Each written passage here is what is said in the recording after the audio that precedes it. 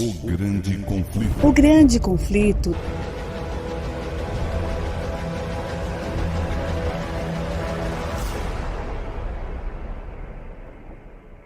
Olá, sejam bem-vindos. Graça e paz do Senhor Jesus Cristo possa estar convosco. É sempre um prazer e alegria estar aqui conectados, você do teu lado e eu aqui do meu, para juntos podermos estudar a palavra de Deus. Deus possa continuar a fortalecer e vos animar nessa jornada rumo ao lar celestial. E aqui, cada momento do estudo da palavra de Deus através do livro Grande Conflito nos ajudará a compreender melhor o futuro que nos aguarda e, acima de tudo, nos prepararmos através das histórias do passado, podermos firmar a nossa fé na rocha que é Cristo. A todos os amigos que se inscreveram nos últimos dias, eu quero desejar-vos boas-vindas ao nosso canal e espero que vocês continuem a inscrever novas pessoas ou partilhar esses vídeos e o nosso canal nas vossas redes sociais, de modo que novos possam se inscrever. Este canal tem apenas um único propósito: expor a palavra de Deus e permitir que muitos possam alcançar a salvação, encontrar Jesus Cristo.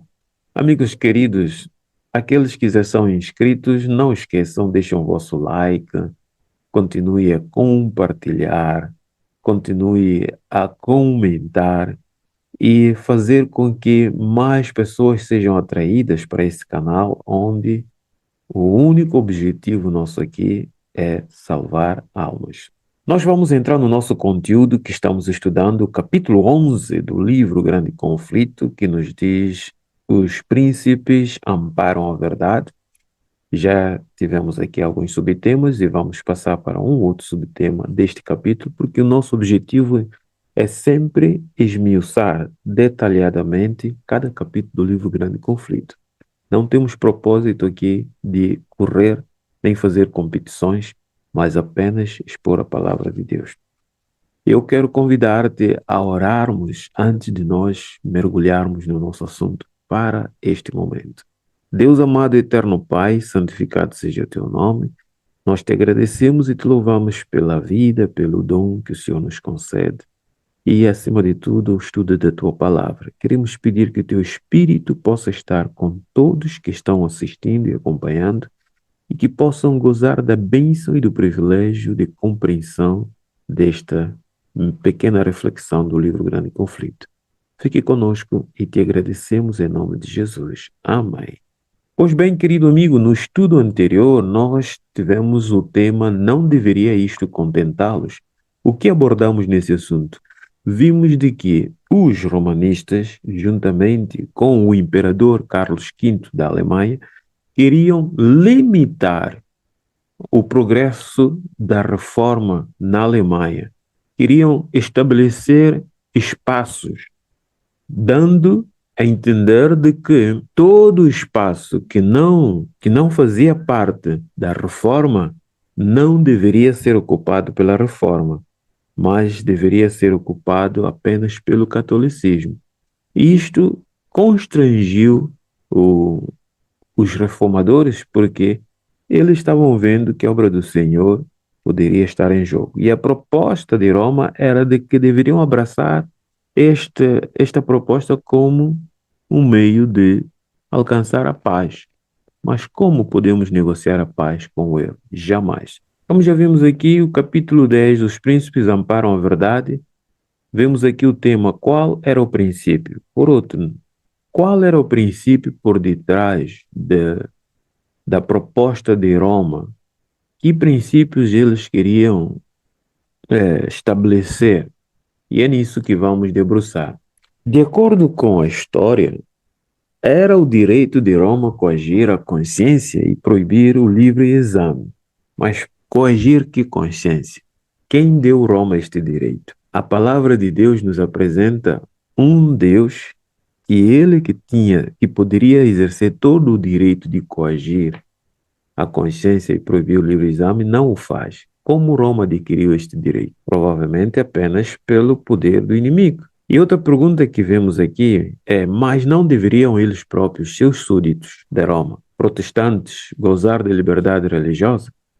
Sim, como um favor especialmente estipulado naquele acordo, mas não como um direito.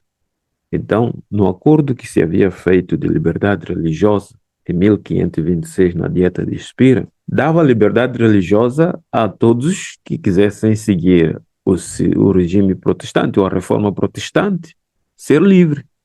Mas a Roma diz que não, era apenas um acordo e não um direito. Para Roma, o acordo era escrito no papel, mas a execução do acordo não tinham o direito de fazê-lo. Quanto a tudo que daquele acordo se exteriorizava, deveria governar o grande princípio da autoridade. Então, este era o princípio que a Roma queria estabelecer, que a Roma queria que a reforma obedecesse. O acordo tem que obedecer o grande princípio da autoridade romana. Isto é, vamos fazer acordo de paz, muito bem, como muitos hoje fazem, mas olha, quem manda sou eu. A consciência estaria fora dos seus domínios. Roma era juiz infalível e deveria ser obedecida. Esse era o princípio que estava por detrás daquilo que a Roma queria que a reforma obedecesse. Vocês são livres de gozar a liberdade religiosa, mas quem determina as coisas, a liberdade, o tipo de liberdade somos nós. Somos infalíveis. Quem concedeu essa infalibilidade a Roma? Deus? Não, porque a Sagrada Escritura nos apresenta que o único que é infalível é Deus. Não existe um ser humano, por mais santo que ele seja, infalível. O único é só Deus, só Jesus. E Roma tinha essa prerrogativa e por isso que poderia coagir a consciência e proibir o livre exame. A aceitação do acordo proposto pela Roma teria sido submissão ou admissão virtual de que a liberdade religiosa se devesse limitar à Saxônia reformada.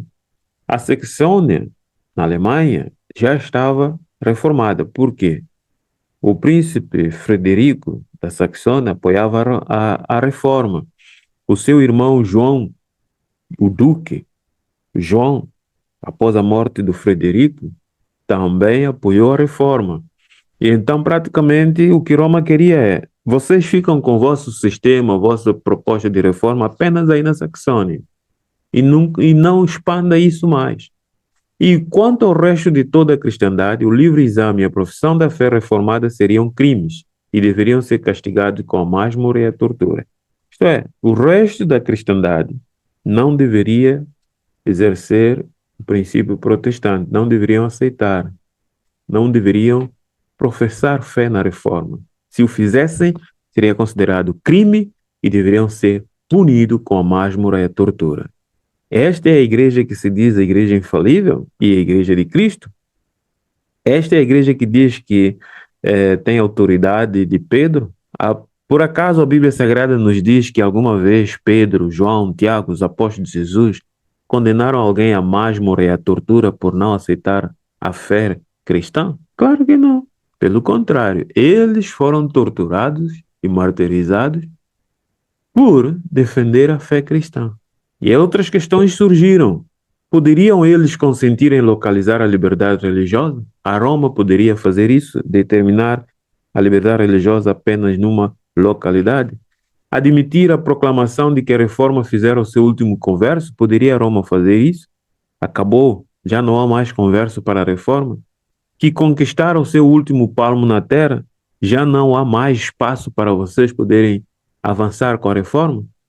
E que onde quer que Roma exercesse seu domínio naquela hora, ali deveria perpetuar-se esse domínio. Isto é, se Roma está exercendo poder aqui e aqui é apenas Roma e vocês não apareçam aqui mais com a vossa doutrina da reforma, será que isto poderia ser admitido?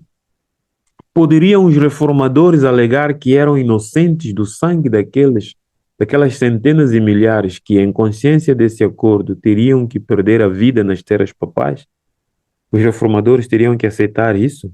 Aceitar receber a culpa de sangues inocentes que iriam perder a vida caso esse acordo fosse assinado?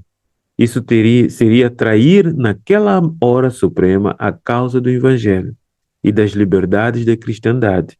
Antes sacrificariam eles tudo mesmo, os domínios, a coroa e a vida. Os reformadores, os príncipes alemães, eles estavam dispostos. Eles não colocariam em causa o evangelho e a liberdade da cristandade. Se tivesse que sacrificar os domínios, a coroa e a vida, eles sacrificariam. E hoje eu pergunto, até que ponto nós estamos dispostos a sacrificar os nossos status sociais, a nossa liberdade, sacrificar a nossa vida para defender aquilo que é justo e certo? Olha para o mundo. Há uma classe de pessoas que estão procurando destruir famílias, estão atacando as crianças. No mês passado, eles fizeram manifestações por todas as partes, atacando diretamente a legitimidade familiar. Quantos estão dispostos a perder os seus canais no YouTube, no Facebook, no Instagram, nas redes sociais, perder o seu status social para defender a verdade, falar o que é justo e certo? Poucos, poucos. A decisão dos príncipes foi: rejeitemos esse decreto. Em assunto de consciência, a maioria não tem poder. Em assunto de consciência, a maioria não tem poder. Está chegando o tempo em que a maioria vai se juntar e vai aceitar propostas indecentes de leis que vão obrigar e coagir as consciências das pessoas a aceitar um dia como o dia da adoração, quando a Bíblia Sagrada já estabeleceu um outro dia, que é o sábado. Em assuntos de consciência, os príncipes tinham a plena certeza de que a maioria não tem poder. Os delegados declararam: é ao decreto de 1526 que devemos a paz que o império goza. A sua abolição encheria a Alemanha de perturbações e divisão. Não vamos renunciar a esse decreto. A dieta não tem a competência para fazer mais do que preservar a liberdade religiosa até que o concílio seja reunido ou se reúna. Proteger a liberdade e consciência é dever do Estado, e isto é o limite da sua autoridade em matéria de religião. Em matéria de religião, o Estado apenas tem o direito de proteger a liberdade e consciência de cada um. Não tem mais nada que fazer. Determinar normas religiosas não é o dever do Estado. Mas, meus amigos, dentro em breve, o Estado há de determinar as normas religiosas. Junto com o sistema católico romano, junto com o sistema papal, vão se unir e vão determinar normas religiosas para que todos possam obedecer. Por isso é que vão impor um dia em que todos têm que ir à igreja, quer você aceite ou não. Todos têm que prestar adoração nesse dia, quer você aceite ou não. Mas a Sagrada Escritura já estabeleceu um dia.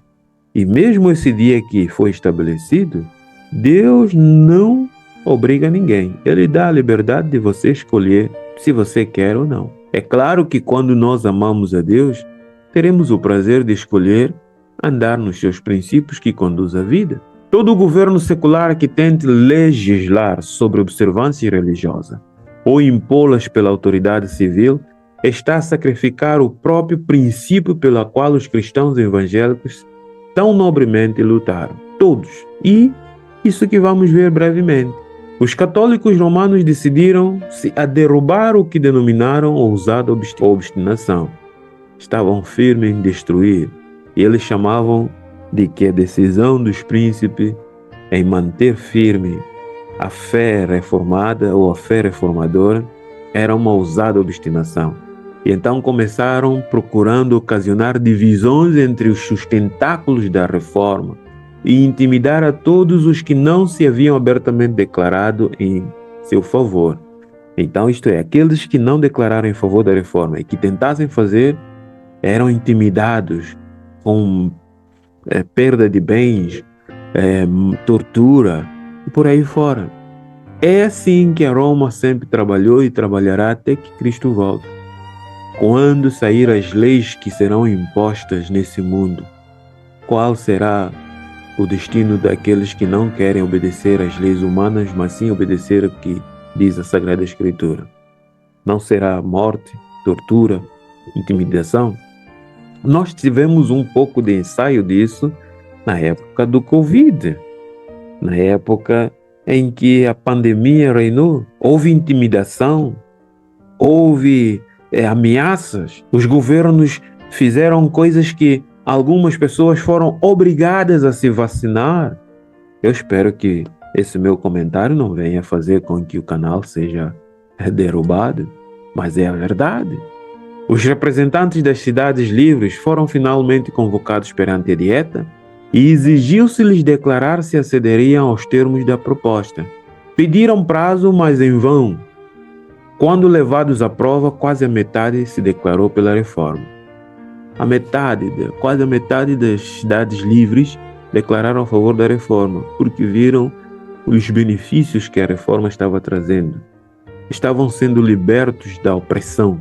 Os que assim se recusaram a sacrificar a liberdade de consciência e do direito do juízo individual, bem sabiam que a sua posição os assinalava para a crítica, a perseguição e a condenação. Disse um dos delegados: devemos ou negar a palavra de Deus ou ser queimados. Um dos delegados a favor da reforma disse: ou devemos negar a palavra de Deus ou ser queimados. Qual você escolheria?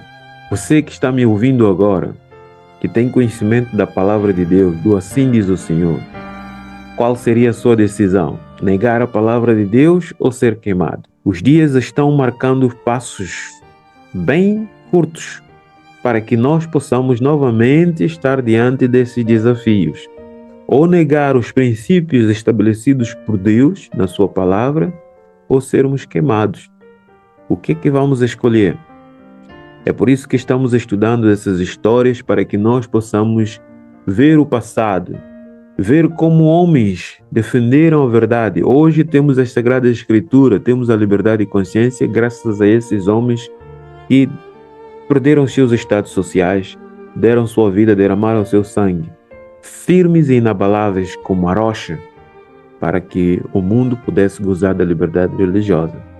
Mas em breve essa liberdade será novamente retirada de nós. E que passos e onde nós estaremos? Que posição tomaremos? Que Deus possa nos ajudar e cada um aqui possa tomar a sua decisão de realmente preferir a morte do que pecar. Como diziam os profetas no passado, antes morrer do que pecar. Vamos orar? Deus amado e eterno Pai, santificado seja o teu nome. Obrigado, Senhor, porque os príncipes permaneceram firmes na palavra. Eles preferiram ser queimados do que negar a palavra do Senhor.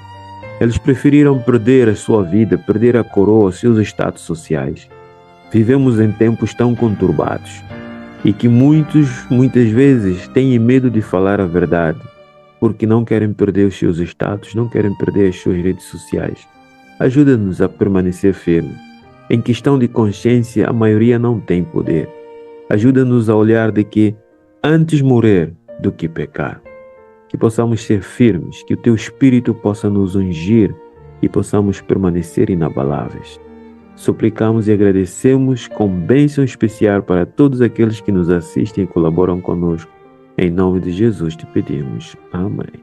Muito bem, querido amigo, se você nos assistiu até agora, deixe o seu like, compartilhe essa mensagem, leve essa mensagem a todos os seus amigos, sua família, e que Deus possa continuar a te fortalecer. No próximo estudo, nós estaremos falando: esta palavra é a única verdade. Esta palavra é a única verdade. Até lá, eu espero encontrar-te e que Deus continue te fortalecendo. Um grande abraço. Deus te abençoe.